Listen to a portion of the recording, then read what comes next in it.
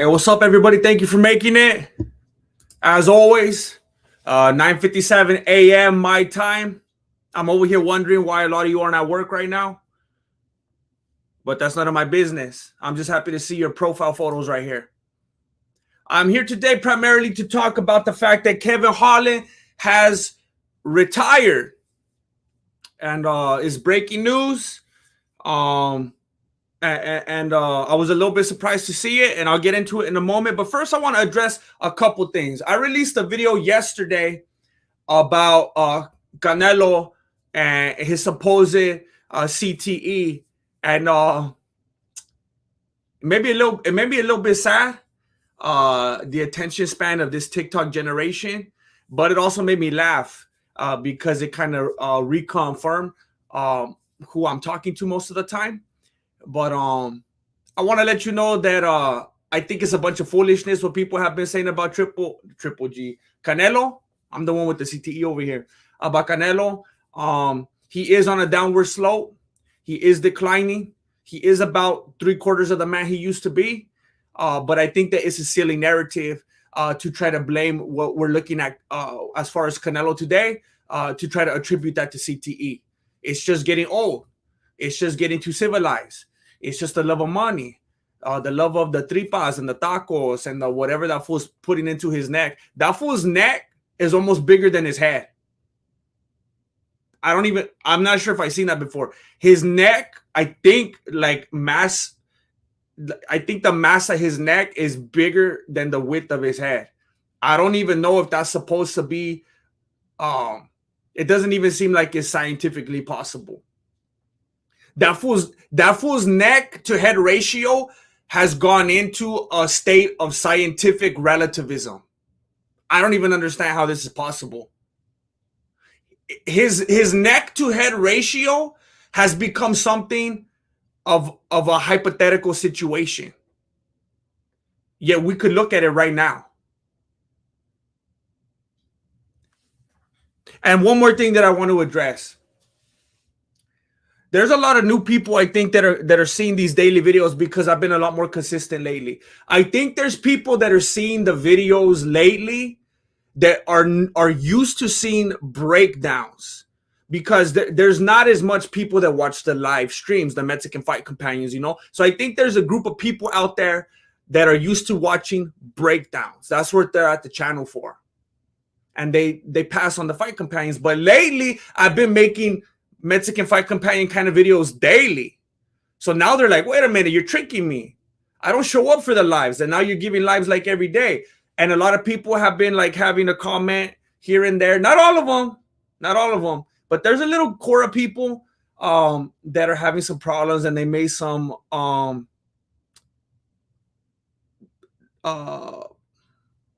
it's the CTE kicking in again. I couldn't remember that I fought Dimitri. There's a lot of people making judgments and negative comments about the air horn, saying that they don't like it, because I think these are the kind of people that aren't used to it, because it's only going strong during the Mexican Fight Companions, and they're not used to it being a thing during the breakdowns, during the weekly videos, and I think it's exasperating some fools.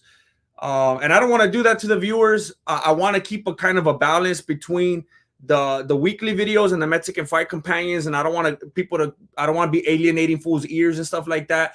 I think some people feel that it's just too much or whatever. And there's two things that you get here. You get the truth, and then you get me accommodating my viewers and just wanting to be a good creator. So I just want to tell all the people that have been complaining about the air horn.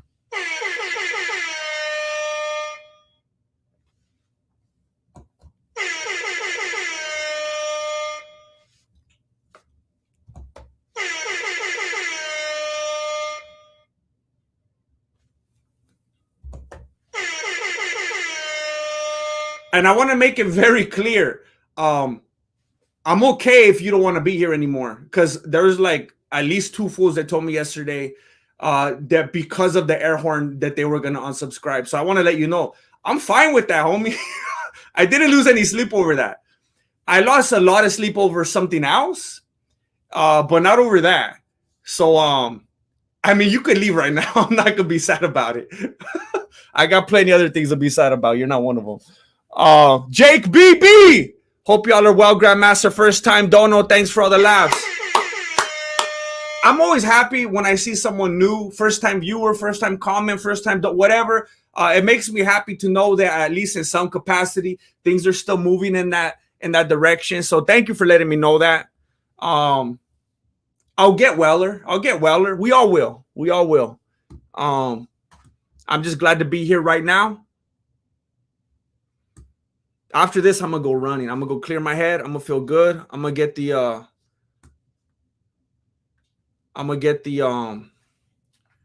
dopamine going. Kaimon!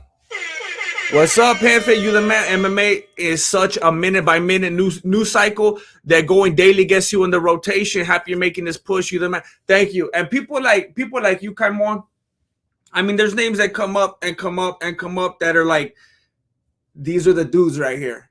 There's names, and if there's two sides of the coin, you know, there's names that are new that I don't recognize sometimes in the chat, and I'm like, that's cool. There's people still flocking in. And then there's names that I see that I've been seeing, and it's like, man, even after all of this nonsense, a lot of the turns I've took this way, and things I tried that way, and things I failed over here, when I see those names still there, it's like, man, what could I do to make these fools get off the train? Because I've already done like 3-4 stupid things. What can I do to make these fools turn their backs on me? And I'm just grateful. It would be so easy for a lot of you to just not be here right now. So I just want to say I'm very grateful. Brahimith, one more air horn GN. Look, I saw the news today that Kevin Holland, I wasn't going to stream today. I just, you know,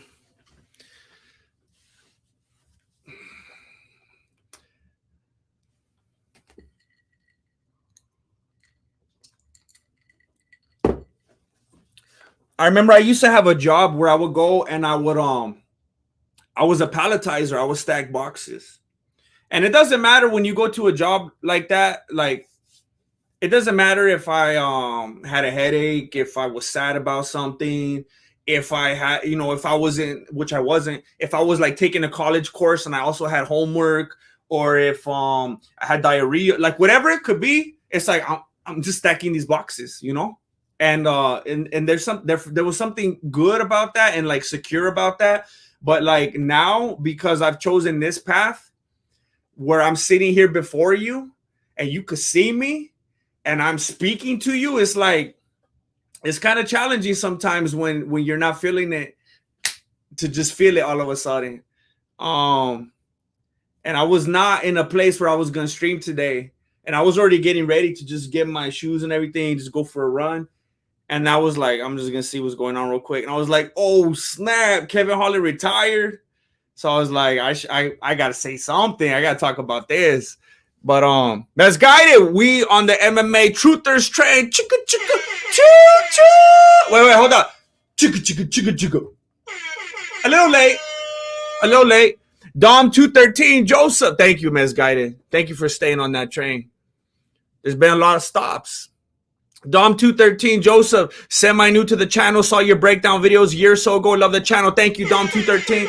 Thank you. And look, I'm working on a breakdown. I think a lot of fools think I just turned my back on the breakdowns. I'm working on one right now. I've been working on it slowly. I made a lot of progress yesterday. I'm feeling good about this one. Like, I'm doing it at a pace where I'm not killing myself and I'm actually enjoying the process. And I just hope after doing all these streams that the algorithm is not gonna punish me. I hope it gets views. We'll see how it goes.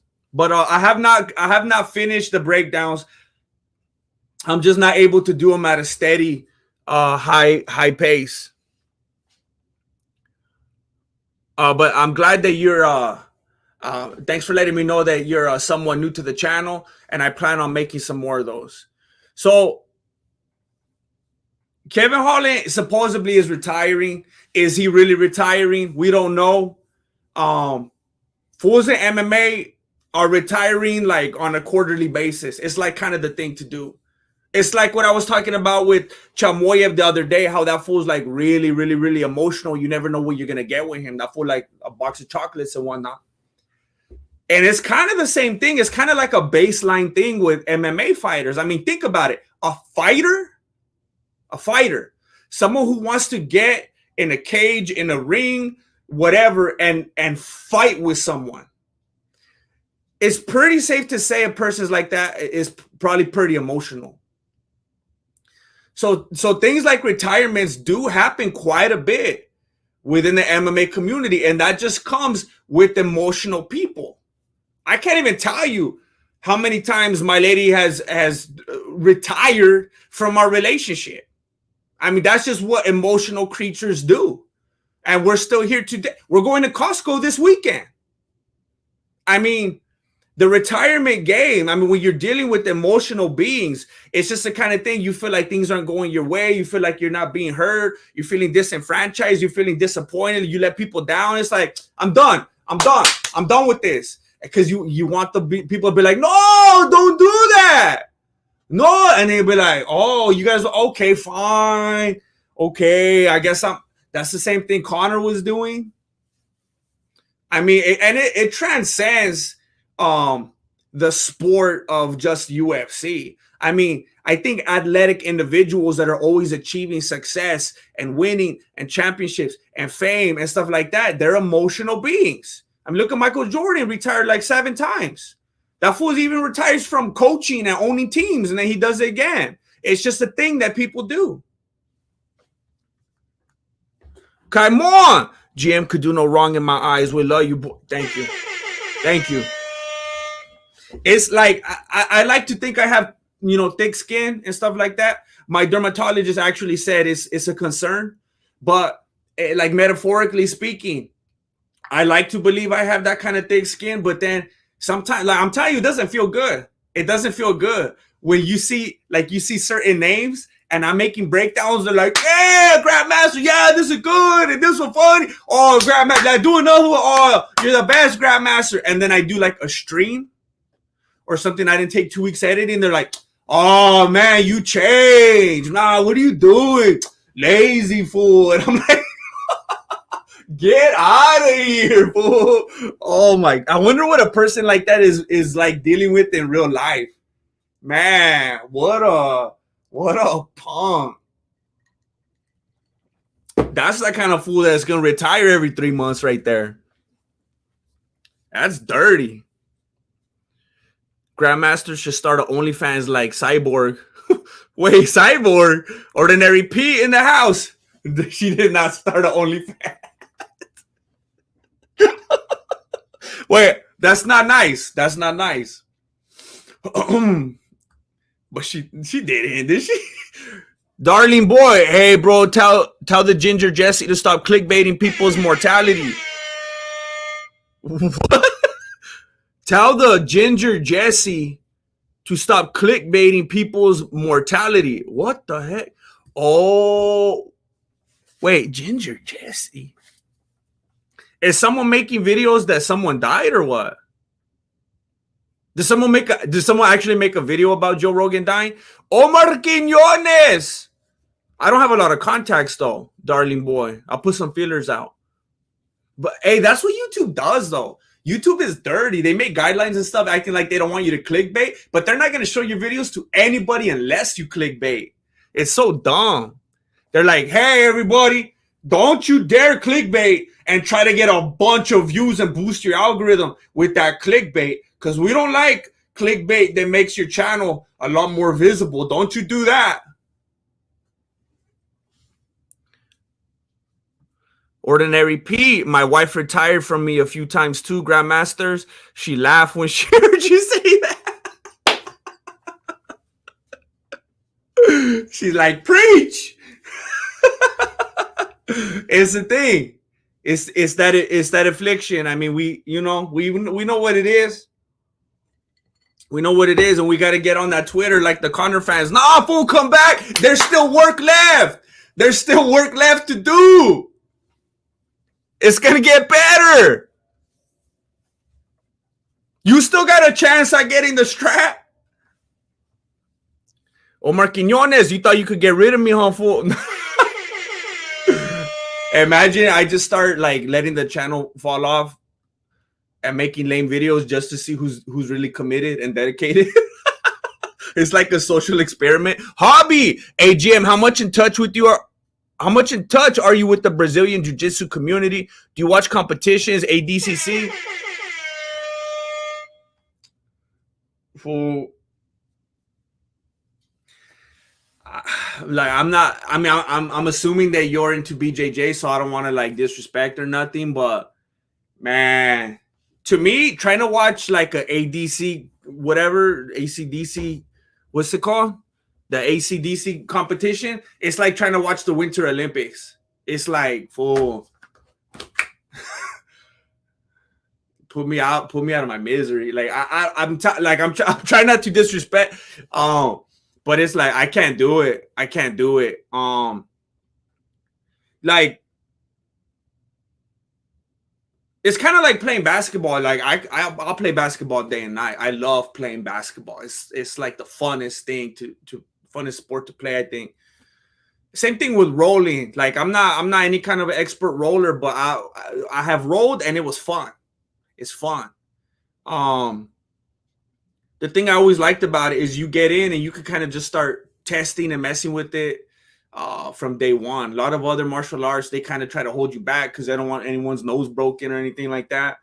But rolling and stuff like that is fun. But I can't sit there and watch it. I can't watch it. Just like basketball. I can go play basketball right now 4 hours. It'd be like, feel like 10 minutes. It's just fun. But I can't sit there and watch a game anymore. Back in the day, I'm Shaq and Kobe, I'm watching every game. Allen Iverson, watching every game. That era, you know, Vince Carter, Tracy McGrady.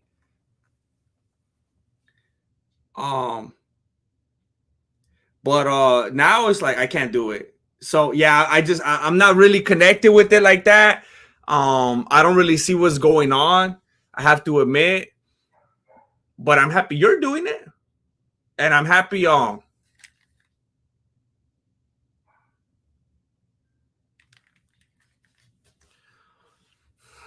think my dog has to go pee. I think the dog has to go pee. She's gonna pee in the house. I'm gonna let her pee in the house. That's how committed I am to this stream. I'm gonna let the dog pee in the house. I want you guys to know who you're dealing with right now. This is the type of grandmaster that you're dealing with right now. I'm willing to let the dog urinate in my house. Lots of other fools wouldn't let that happen. They'll be like, hey, ladies and gentlemen, hold on, I'll be right back. Couple squirts of shout, it's all right. I'm okay with it. I'm assuming you're into it, Hobby, and you probably have a good time doing it, and I got all respect for that, for the physical nature of it, the health benefits and all that. It's just good fun, but I can't watch it.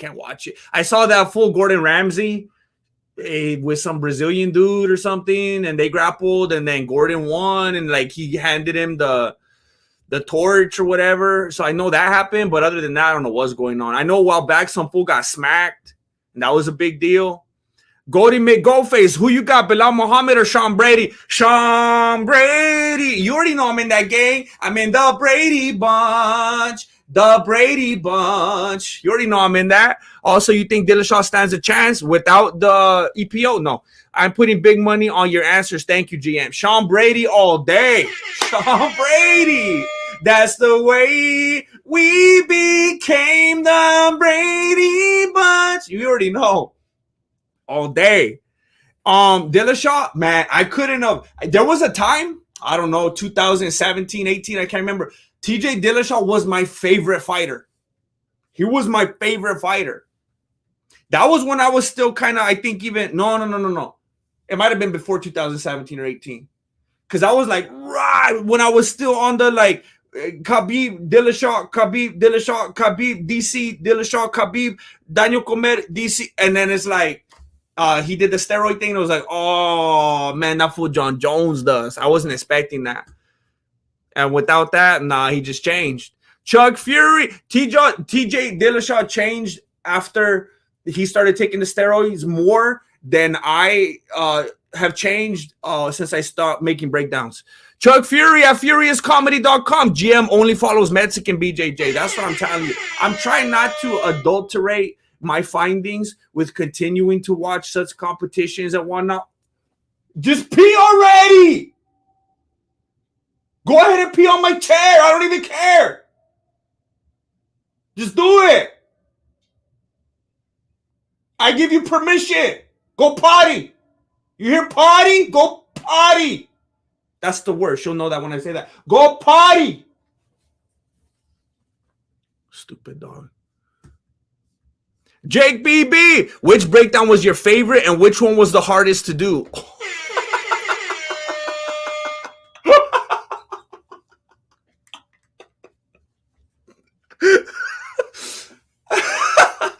I think possibly the. By the way, if you're here and you're frustrated, I am gonna start talking about Kevin Holland in a little bit. I think my favorite breakdown I ever did was the one about The Office. The one that I think only 22,000 people watched. I actually uploaded it a second time just to see if more people will watch it, and they didn't. I think that's the funnest, the one I was. I remember when I was editing it, I was like, man, this is going to go viral. This is going to be up there on YouTube trend. The Office. We're talking about Seinfeld, the Simpsons, Cheers, The Office. Like, are you kidding me? Why didn't I think of this sooner? The Office breakdown, Michael Scott and Dwight Schrute getting down. This is going to explode. I didn't sleep for like 3 days. I was so confident. I was so happy, enthusiastic, excited, anxious, anticipatory. I was feeling good about it.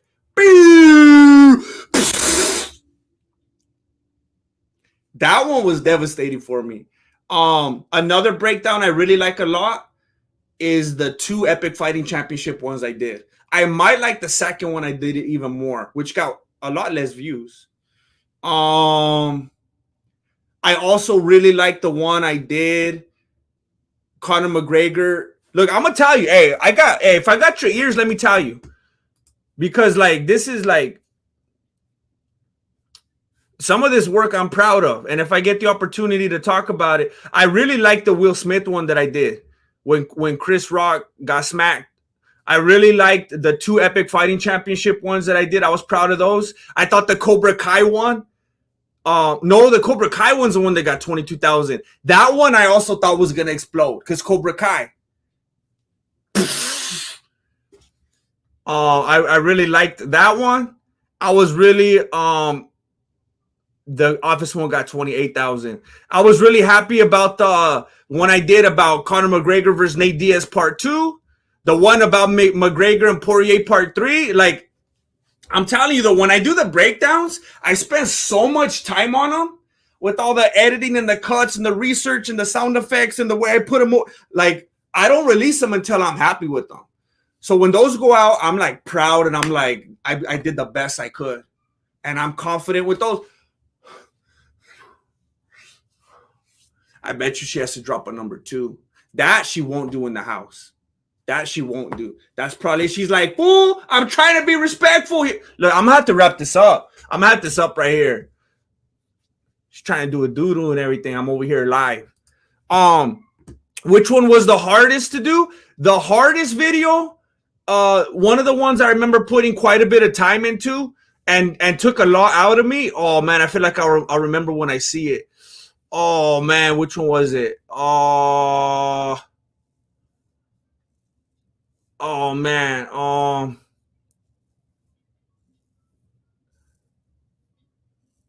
it might have been. Oh man, I can't remember. It might have been the breakdown I did of McGregor and Poirier, the second fight. Or it might have been the one with Chael Sonnen and Anderson Silva. I remember one of those. I was like, is this one of the ones where I was just talking without editing?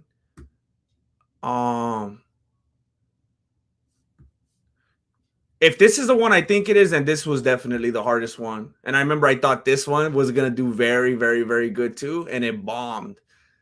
That's how it always goes.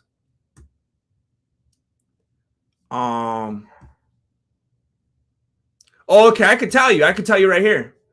Let me show those of you who are curious. This is, I don't know why. I don't know if it was just things going on in my life, my lack of sleep or whatever. This video was probably took the most out of me of every video I ever made. Jake Paul versus Ben Askren, and then UFC 261, and then No and Then. That video was probably, I was the most tired and drained after that video than like anyone else I ever done. I'm gonna get through this because my dog has to do a doo-doo in the house and she's refusing to do it. Thank you again, Jake BB. Big boop. No question. Just thank you for all your content. Thank you. Thank you for making it possible. Thank you for encouraging me and helping me to do it. Elias Romero, GM with the consistency. You're hilarious. Thank you. I'm trying to be consistent, and I'm being honest. I'm having a good time doing it. It's not something I'm forcing. Oh, I got to do one tomorrow. I got to do another one today. I'm having fun. For the first time in my channel. I don't know. I should have went down and I went high instead. And some people I know don't like it because it's not the format that they're here for, and that's fine. But I'm enjoying it, and thank you for the support, Elias. Mesguided, was that Netflix post that you did clickbait? All right, look, I'm gonna be somewhat honest with you. All right, I have been in contact with Netflix. There have been several emails. Unfortunately, all of them have been from me to them. So there is a form of communication. I can only assume that they have seen the emails because emails are sent to be opened. And I do have a script. You know, I do have a script, and you know, that's what, you know. So it's kind of real. There has been communication. There is a script. So you know, it is real that I am in communication with Netflix in regards to my script, and I actually have some tweaks that I want to make. I just did it. Even after I posted it the other day, I made a few updates that I thought improved it a lot, and I'm very excited about it. Will I ever get to film it? I don't know. But we'll see. We'll see. We are in a form of communication. Victorious Production. What are your thoughts on up and coming MMA woman fighter Jenny Talia, who is 9-0 with 8 KOs in one championship? I will tell you that I've never heard of her in my life, and at first I thought maybe you were talking about that new Mexican fighter that's real young. I've never heard of her in my life. I think it's good. I think it's exciting. I can't remember the last time we heard of an up and coming female fighter with the record like that besides Ronda Rousey. So that is exciting. That is exciting to see in the community. I know a lot of people are like, oh, female fighters, like, you know, I think that's weird. I've been saying one of my favorite fighters is Rose Namajunas. So I think that's cool. And I'm going to screenshot her so I could look into it. Oh, I also need to screenshot the OnlyFans about Cyborg. Just for the research purposes, so I know what I'm talking about next time. Due diligence and whatnot. Dubsy Dabster, thank you. Thank you. My favorite video is Grandmaster's UFC 1 breakdown, Ordinary Pete. Ordinary Pete, that's one of my favorite videos I ever made. And if I remember correctly, that didn't do well either. But I think we could learn that none of them do well. None of them do well. I don't even need to specificate.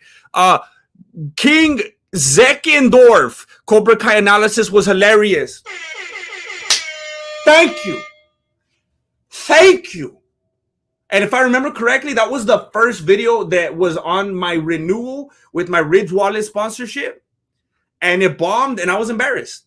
So that had me feeling very sad. So thank you, King Zeckendorf. That makes me feel very good. Even if it's just one. Only for the sake of one. I appreciate it. Dubsy Dabster here from Red Bar after the JRE studio review. That was so funny. I remember I was like, what? Everyone was like DMing me and talking about this Red Bar thing. And I was like, that's crazy. He's like DJ, radio host, kind of. He has his own show. And he was like breaking down one of my videos and laughing at it, talking about it. I was like, oh snap. I never seen it. I never had an experience like that before. It was bad. It was so cool. I need to go back and find that again. I should like do a stream showing that to you guys. I bet that would be trippy for you guys to see that. So look at the dog. I'm gonna take the dog out to do a doodle. I still need to go jogging. Man, it got late in the day. So look, Kevin Holland's retiring. Is he really retiring? We don't know. He said it was a good run. Some of us say it was a mediocre run. It is interesting that he's choosing to retire right now because he was on a little 2-fight. You know, I mean, it's not a law. Can we even call it a streak? He did lose 3 in a row because according to me, if you don't win, you lose. So he lost to Derek Brunson. He lost to Martin Vettori. He didn't win against Kyle Dawkins, which means he lost.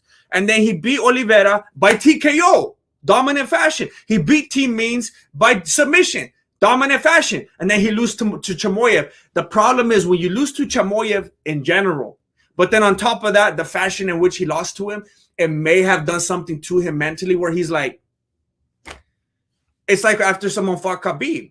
No disrespect. It's not even close to being the same kind of, you know, gap from Chamoyev to Khabib. But I'm just saying, after the fact, once you face someone that does something to you like those individuals will do, it kind of opens your eyes and it's like, I'm not going to be able to do in this sport what I thought I could.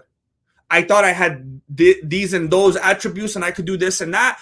And after being manhandled that way so quickly in that style, I'm not who I thought I was. And that's got to be heartbreaking. That's got to be devastating. And in that way, I feel bad for that fool. And I think like his personality, his mentality, the way he talks and carries himself and stuff, I have a feeling he probably thought he was going to be one of the fools that was going to go into the UFC and be undefeated. He's got such a big personality, such a big mouth. I think he thought he was so larger than life that he was going to be able to be like another Conor McGregor type. And that, well, even though that was not undefeated, but I think he thought bigger of himself than maybe he was able to live up to.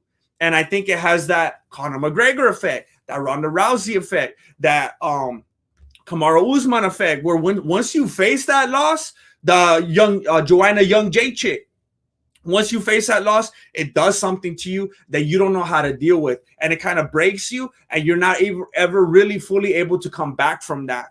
I know a lot of people don't believe it. They probably think he's going to come right back.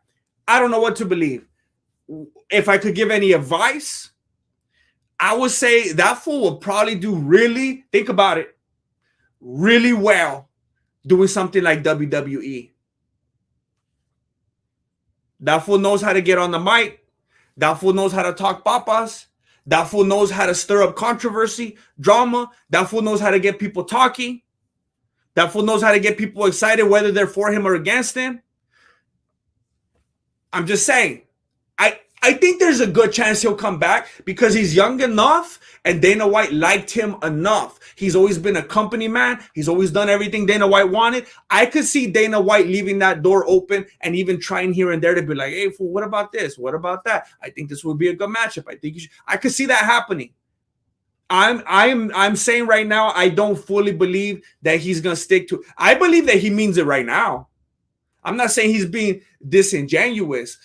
But I definitely think he will be open to coming back. And I definitely think Dana White would be open to having him come back.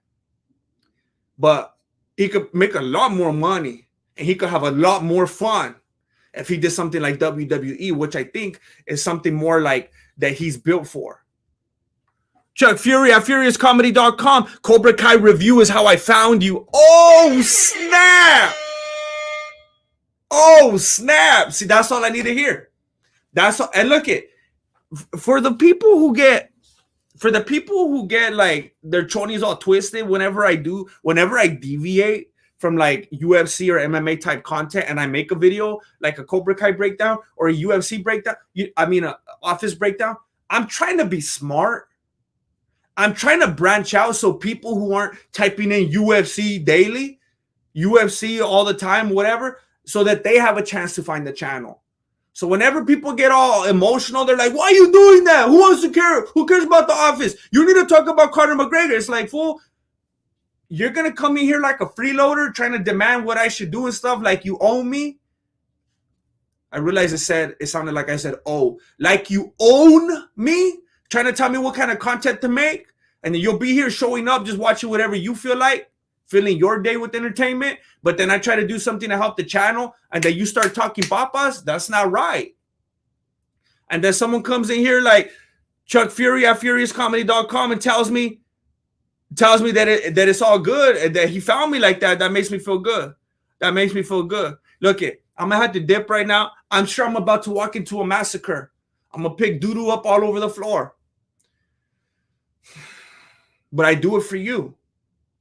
So I would ask that you do something for me. You like the video, leave a comment after the fact when it goes up right now. Share it. I don't know. Do whatever you YouTube is asking you to do on the buttons. Subscribe. I'm still working on the breakdown. I'm gonna be uploading it hopefully sometime this year. So stay tuned. I appreciate you. Stay safe out there. I'll probably see you tomorrow. Hopefully. Late.